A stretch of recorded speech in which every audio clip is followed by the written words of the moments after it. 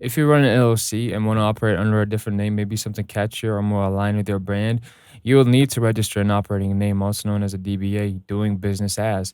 And in this video, I'll walk you through the exact steps to add an operating name to your LLC so you can legally run your business under a new name. First, it's important to understand that your LLC's legal name is the one on file with your state, but your operating name or DBA can be anything you choose as long as it's not already taken or trademarked.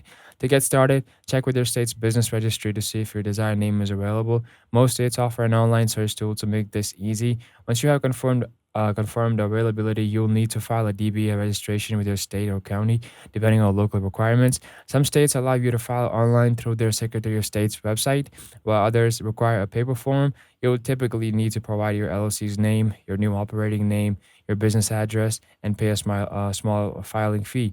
After your DBA is approved, you can legally use your new operating name on your website, marketing materials, signage, and invoices. Just remember, it doesn't change your LLC's legal name, but it does let you present your business in a more customer friendly way. If you're using LegalZoom, they also offer a DBA filing service that handles the paperwork and filing for you, making it a good option if you want to save time and avoid mistakes. If you found this video helpful, be sure to like and subscribe for more LLC tips and tutorials.